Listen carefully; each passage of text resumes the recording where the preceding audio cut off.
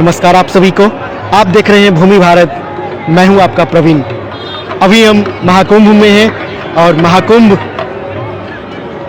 भारत का एक ऐसा धर्म का अनुष्ठान कह सकते हैं, ऐसा यज्ञ जो कि देखने के लिए भक्त अपने जीवन में हर वक्त ये चेष्टा रहता है, हर सनातनी का ये चेष्टा रहता है, हर सनातनी का ये एक अभिलाषा रहता है कि एक बार महाकुंभ का दर्शन हो जाए, क्योंकि महाकुंभ 12 साल पे होता है और अर्ध महाकुंभ 6 साल पे होता है।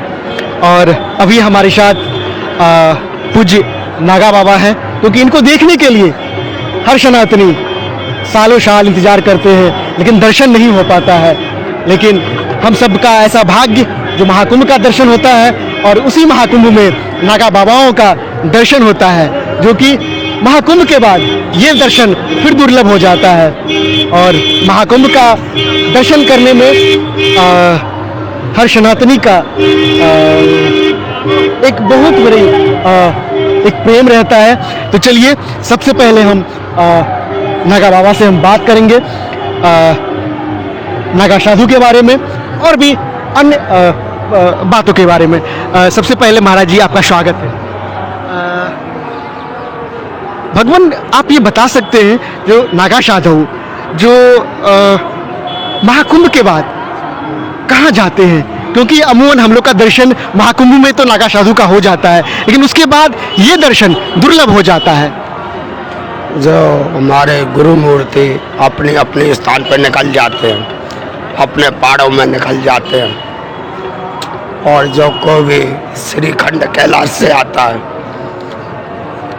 केदारनाथ से आता है और बद्रीनाथ से आता है, गंगोत्री से आता है, और जो गुरु दत्तात्रेय भगवान के भूमि से साधु संत आते हैं, और जो उज्जैन महाकाल नगरी से महात्मा लोग आते हैं, और जो सब पूरे कटोरे होते हैं, और जो महाकुंभ मेला प्रयागराज जो इतनी संख्या में बाहरी कुंभ मेला और सारे साधु के भी दर्शन मेला हो रहा है, और सबके भी जो भी भक्तगणों के भी और सबके भी संकट दूर हो जा रहे हैं। जो भी नागा बाबा का जो स्नान होता है, जो भक्त जो जल लेके जाता है, जो असली का हो जाता है, अमृत हो जाता है।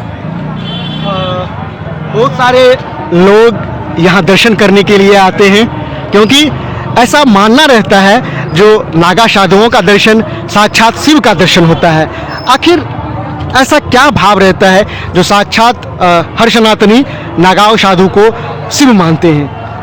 जो का है दिगंबर रूपम, दिगंबर रूपम बाल जोगी रूपम, जो वही साधु बन सकता है, वही जाके पिंडदान बहन भाई साहब नाना नानी किसी का रिश्ता नहीं, तब जाके भी 12-1 बजे कम से कम 3 बजे आएगा, तब जाके भी संपूर्ण हो पाता है, तब जाके भी साधु बन पाता है, तब जाके संन्यास धारण होता है।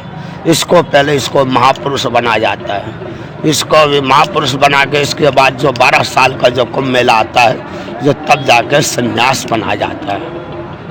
महाराज जी हमने देखा है जो नागा साधु बनने से पहले या फिर और भी साधु बनने से पहले पिंडदान होता है, तो आप मुझे इसके बारे में बताइए, जो क्या सिर्फ नागा साधुओं बनने से पहले पिंडदान होता है या फिर और भी साधु से पहले, मतलब बनने से पहले? पहले का है, पहले सब में पहले पिंडदान होता है। पहले जो महापुरुष बन गया, जो महापुरुष बनने के बाद कुछ भी रिश्ता होता नहीं का।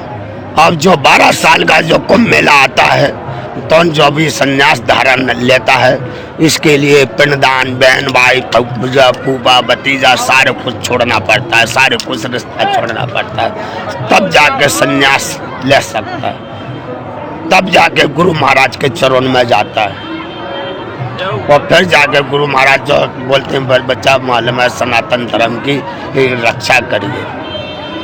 जो भी सनातन जो धर्म के लिए जो नागा फौज बनाई है, जो आज गुरु शंकराचार्य प्रभु जी ये पिंडदान क्या है? मतलब ये तो समझते हैं जो मरने के बाद वो होता है, लेकिन ये पिंडदान जो है कि जो पिंडदान सबको मार देता, जो सन्यास ले लिया का पिंडदान पहले अल्लाह होता है। नाना नाना नाना नानी फूफा भतीजा काकी चाची किसी का कुछ रिश्ता नहीं, अलग निरंजन आप ही आप, वो कोनो माँ नहीं और कोई भी बाप नहीं, अलग निरंजन आप ही आप और बाकी गुरु महाराज। हाँ, मतलब पिंडदान होने के बाद कुछ नाता नहीं, कुछ रिश्ता नहीं, कोई नहीं, किसी का रिश्ता नहीं। तो फिर रिश्ता किससे होता है? जो रिश्ता मालूम है जब गुरु महाराज से रिश्ता होता है। हाँ, कहते हैं बाबा नागा साधुओं को डर नहीं होता है, वो जो बोल दे वही सत्य, जो कह दे वही सत्य, जहाँ खड़े हो जाए वही भीड़, और डरना किसी से नहीं, अपने धर्म के लिए, अपने सनातन के लिए जीते हैं और अपनी भक्ति के लिए वो जीते हैं। जो का है जो तप करके जो सबका जग का कल्याण हो, का सनातन धर्म की जय जयकार हो, सबका उद्धार हो, सबका कल्याण हो, इसी में जो दर्शन मेला करने आता है, जो धूनी की जो भस्म लेके जाता है तो मस्ते पे लगाता है, इसका कल्याण होता है और सारी दिल की कामना पूरी संपूर्ण होती है। का जो का है जो भूमि है प्रयागराज की भूमि है, लेटे हनुमान जी की।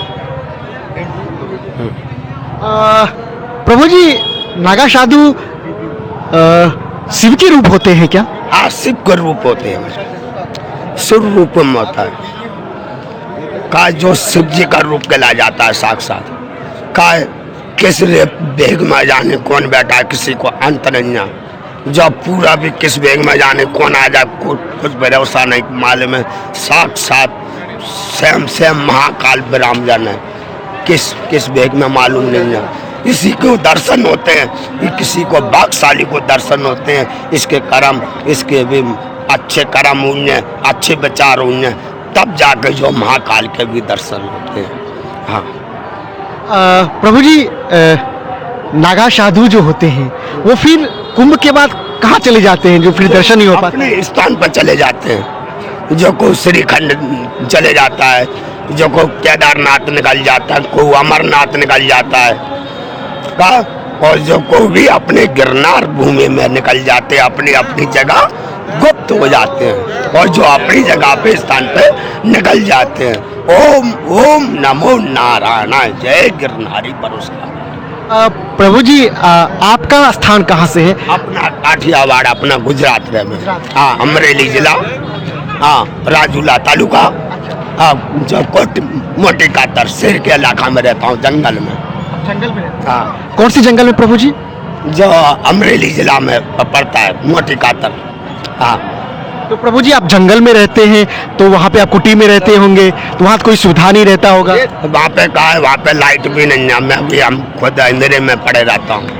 कैसे प्रभु जी, कैसे वहाँ का रहन सहन कैसा रहता होगा? जो वहाँ का जो भी जो भक्त आता है, जो तन जो श्रद्धा भक्ति से आता है, वो जो मेरे लिए जो कोई भी राशन पानी रख जाता है, ऐसे ही मेरा भी खर्चा पानी चलते रहता है। जो कोई भक्तगण आते हैं, मेरा जो तंबू लग जाता है। महाराज जी जंगल में रहते हैं, अभी महाकुंभ में आए हैं, और जंगल में आप प्राय हमारा वीडियो देखते रहे होंगे, जो जंगल में कैसे संत लोग रहते हैं, उसी तरह ये बाबा जंगल में रहते हैं और कुटी बना करके, एक झोपड़ी बना करके उसमें रहते हैं गुजरात में। और अभी महाकुंभ में हम सबको दर्शन देने के लिए और महाकुंभ का दर्शन करने के लिए प्रभु जी आए हैं। और यहाँ पे आप देख रहे होंगे बहुत सारे लोग यहाँ पे दर्शन करने के लिए आए हैं महाकुंभ का, और साक्षात नागा साधुओं का। तो और अंत में प्रभु जी ये जो आप लगाए हुए हैं ये भस्म रहता है? हाँ, भस्म। ये शिव का भस्म रहता है? ये कैसा भस्म? जो गाय असली चादर है, भस्म। हाँ, जो गाय के छाने से सिद्धि चरण होती है, जो धुलती है तो तब जाके महाकाल बाबा को चढ़ती है, और तब जाके हमको चढ़ती है। इसको लगाने से मतलब ये क्या होता है, क्यों लगाते हैं नागा बाबा? इसके लिए हमारी जो चादर है, हमारे परंपरा से हमारी जो बसम चादर चली आ रही है, इसको हर कोई नहीं चढ़ा सकता। नहीं का जो बिगर मंत्र को चढ़ावे नरक के वापिस जावे, इसको भी था नहीं चापा वाला। अच्छा, इसको कोई नहीं चढ़ा सकता है? हाँ? सिर्फ नागा साधु, सिर्फ हाँ, नागा बाबा साधु चढ़ाता है। नागा बाबा साधु चढ़ाएगा। इसने जो गुरु जी से इसने दक्षा लिया है, तो जो भी महापुरुष है, तो तुम जो बस में चढ़ा सकता है, कुछ बात हाँ। तो बात नहीं। हाँ, प्रभु जी, कोई भी भक्त ये भस्म अगर तिलक पे लगाता है, तिलक जिस मान के लगाता है, तो उसका भी कल्याण हो जाएगा? हाँ, हो जाएगा, पक्का होगा। सच्ची भावना से आएगा, इसका पक्का कल्याण होगा। जो का इसी में रिद्धि रिद्धि रिद्धि सिद्धि, इसी में जो साक्षात देवता है। ये सामने हाँ, जो हाथ डालोगे जो खा जाएगा, जो कौन डालोगे सब स्वाहा। चलिए, अब हम इस वीडियो को यहीं समाप्त करते हैं। मिलते हैं किसी अन्य वीडियो में, तब तक के लिए नमो नारायण।